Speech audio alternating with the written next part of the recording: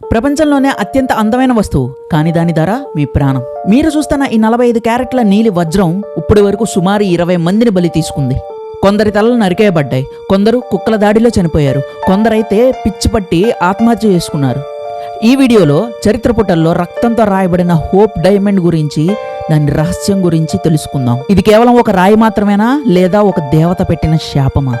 800 కోట్లు విలువ చేసే ఈ వజ్రం మీ దగ్గరికి వస్తే దాన్ని ముట్టుకోవడానికి కూడా మీరు భయపడతారు. ఎందుకో ఈ వీడియోలో మీకు అర్థమవుతుంది. ఈ శాపం మన భారతదేశంలోనే మొదలైంది. 1600 కాలంలో మన ఆంధ్రప్రదేశ్లోనే కొల్లూరు గనుల్లో ఈ నీలి వజ్రం దొరికింది. ఇది అప్పట్లో 112 క్యారెట్ల బరువు ఉండేది. పురాణాల ప్రకారం ఒక ఫ్రెంచ్ వ్యాపారి జీన్ బ్యాపిస్ట్ టావర్నియర్ అనే వ్యక్తి ఒక హిందూ దేవాలయం నుండి సీతమ్మ వారి కన్ను నుండి దొంగలించాడు. దేవత విగ్రహాన్ని అపవిత్రం చేసినందుకో ఏమో ఆ విగ్రహం యొక్క ఆగ్రహమే ఈ వజ్రానికి ఒక శాపంగా ఆవహించినట్టయింది. టావర్నియర్ ఈ వజ్రాన్ని ఫ్రాన్స్కి తీసుకెళ్లిన కొద్ది రోజులకే రష్యాలో అడవి కుక్కల దాడికి గురై ముక్కలు ముక్కలుగా మాంసం ముక్కలుగా చినిగిపోయి చనిపోయాడు. శాపం తన మొదటి బలిని అలా తీసుకుంది. టావర్నియర్ నుండి ఈ వజ్రం ఫ్రెంచ్ రాజు అయిన లూయిస్ 14కి చేరింది. ఆయన దాన్ని blue diamond of the crown అని పిలిచేవాడు. కానీ ఆయన దాన్ని ధరించిన కొద్ది కాలానికే ఆయనకున్న గ్యాంగ్రీన్ అనే వ్యాధి బాగా ముదిరి కాళ్ళంతా కుళ్ళిపోయి నరకం అనుభవిస్తూ చనిపోయాడు. ఆ తర్వాత వచ్చిన మేరీ ఆంటోనెట్ ఈ వజ్రాన్ని తనకిష్టమైన ఆభరణంగా మార్చుకుంది.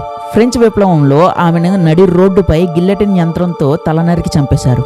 ఆమె స్నేహితురాలు ప్రిన్సెస్ డి ల్యాంపిల్ కూడా ఈ వజ్రాన్ని ధరించింది. ఆమెను కోపోద్రికలైన ప్రజలు దారుణంగా కొట్టి చంపేశారు. ఈ వజ్రం ఎవరి మెడలో అయితే మెరిసిందో వారి తలలు మొండంతో వేరైపోయాయి. ఆ తర్వాత 1839లో లండన్లోని ఒక సంపన్న బ్యాంకర్ హెన్రీ థామస్ హోప్ దగ్గరకు చేరింది. అప్పటి నుండే ఈ డైమండ్కి హోప్ డైమండ్ అని పేరు వచ్చింది. అప్పటి వరకు అత్యంత ధనవంతులుగా ఉన్న ఈ హోప్ కుటుంబం ఆ తర్వాత ఈ వజ్రం వచ్చిన తర్వాత సర్వనాశనం అయిపోయింది. వ్యాపారాల్లో నష్టాలు, అప్పులు, చివరికి వాళ్ళు తిండికి కూడా గతి లేని స్థితికి వచ్చేశారు. వారి వారసుడు లార్డ్ ఫ్రాన్సిస్ హోప్ తన ఆస్తిని కాపాడుకోవడానికి చివరికి వజ్రాన్ని అమ్మాయాల్సి వచ్చింది. కానీ అప్పటికే వారి కుటుంబంలో సగం మంది అనారోగ్యంతో చనిపోయారు. ఈ వజ్రం ప్రాణాలనే కాదు, అపారమైన సంపదను కూడా బూడిద చేసేస్తుందని అప్పుడే ప్రపంచానికి అర్థమైంది. ఆ తర్వాత 20వ శతాబ్దంలో ఈ వజ్రం అమెరికాకు చేరింది. దీన్ని కొన్న ఎవలిన్ మాల్ష్ మెక్లిన్ ఒక ధైర్యవంతురాలు. నేను శాపాలను నమ్మను అని గట్టిగా చెప్పేది. కానీ విధి ఆమెను వదిలిపెట్టలేదు.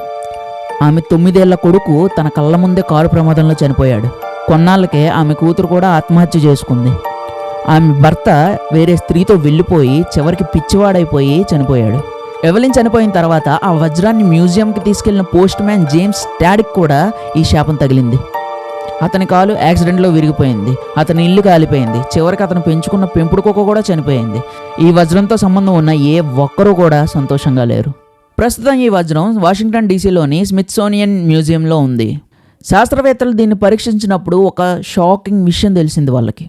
దీనిపైన యూవీ లైట్ వేస్తే ఇది ఒక రక్తపు రంగులో మెరుస్తుంది.